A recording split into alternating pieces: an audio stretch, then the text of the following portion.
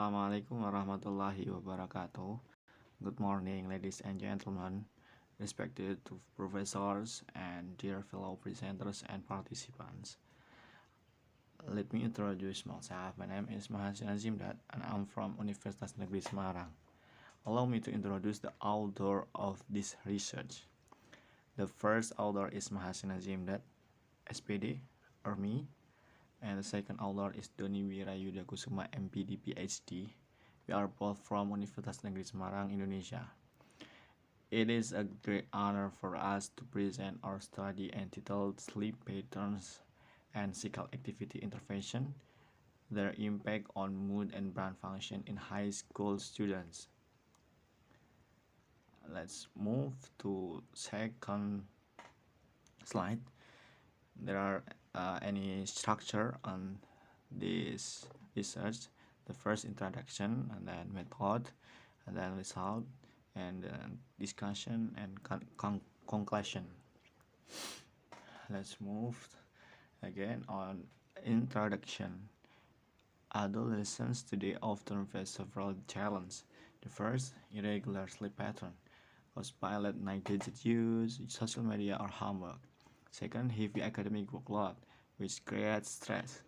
The third, lack of physical activity, since students spend most of their time sitting in class.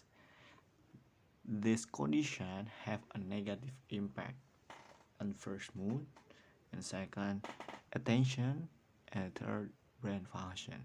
Therefore, this study aims to analyze the effect of sleep patterns and physical activity intervention on students' mood and brain function.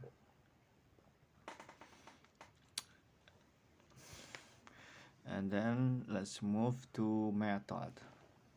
The study used a quasi-experimental design specifically to the one group pre-test post-test design. And the participants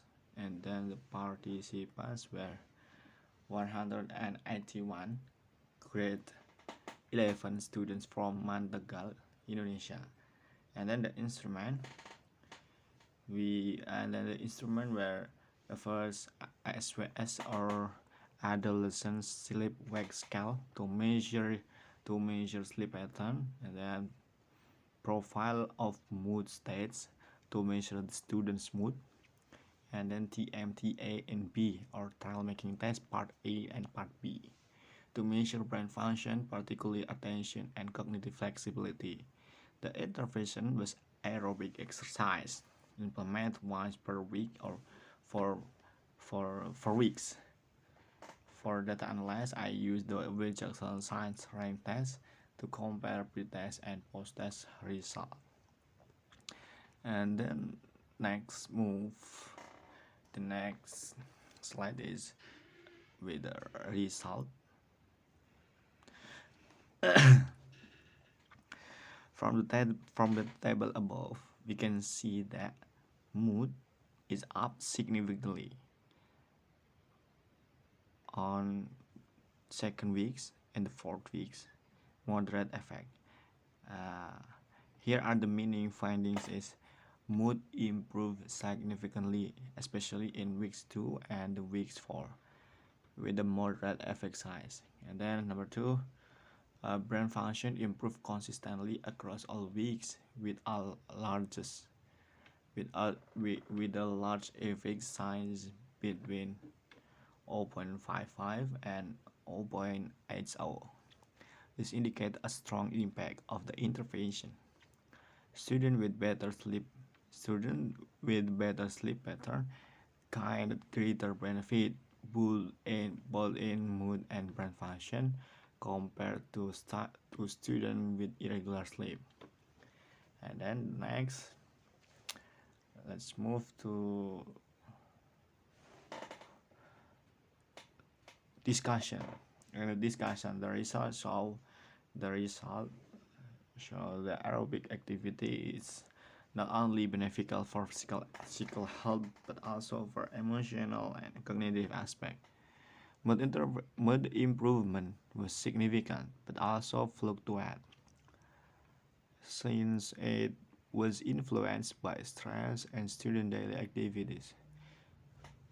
In contrast, improvement in brain function was more consistent, especially in attention and flexibility as a measure by the trail-making test. Another important finding is that sleep quality acted as a moderator. Students with healthy sleep pattern show greater improvement than those with poor sleep. And then the next slide is conclusion. In the conclusion, both healthy sleep patterns and regular physical activity are essential for students.